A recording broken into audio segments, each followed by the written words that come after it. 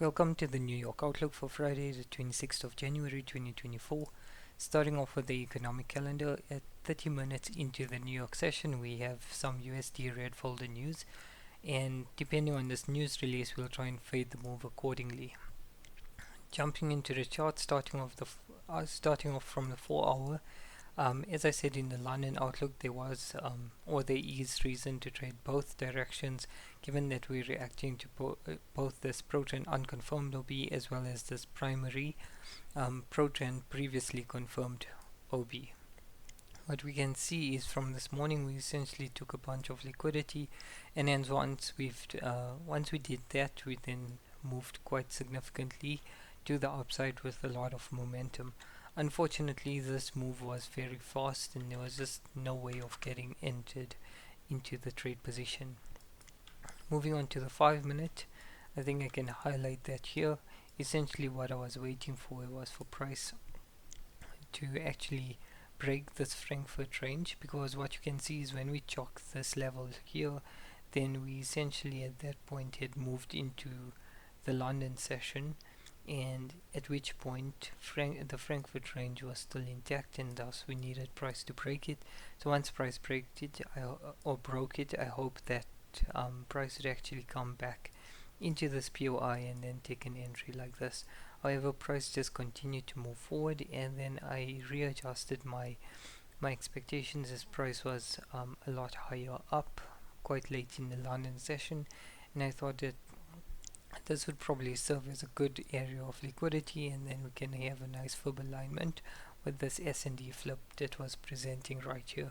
However, price just continued to move up, even reaching a majority of the daily range, which is about, if we look at it, it moved 71 pips out of the average of 80 to 81. So more than 90%, and now at this point trying to take continuations just don't make sense anymore because of how much of the daily range we've actually used up. So having said all of that, I just want to clear up some of these brush strokes and then we can continue. Essentially, having said all of that, now I think my primary my primary focus for the New York Outlook is to actually look for a short position, ideally for it to align with this USD red folder news, and then we develop the secondary leg. So in terms of actually getting into the entry, there's two options that we have. One is that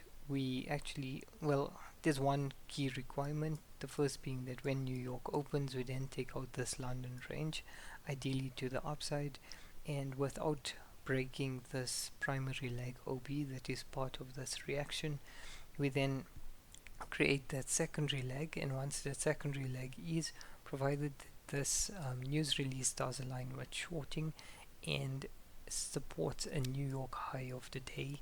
The fact that if this news release is positive for the USD, then it will support a New York high of the day, in which case we can then consider shorting with the confidence that this high of the day will hold. Then again, we have to take into consideration the fact that we are reacting to this 4HOB. However, by the time this secondary leg is validated, we will have validated this triangle in the IRL, so there will be enough liquidity to support fueling the move and potentially taking out this target, although the likelihood of New York actually taking out the London low is probably slim.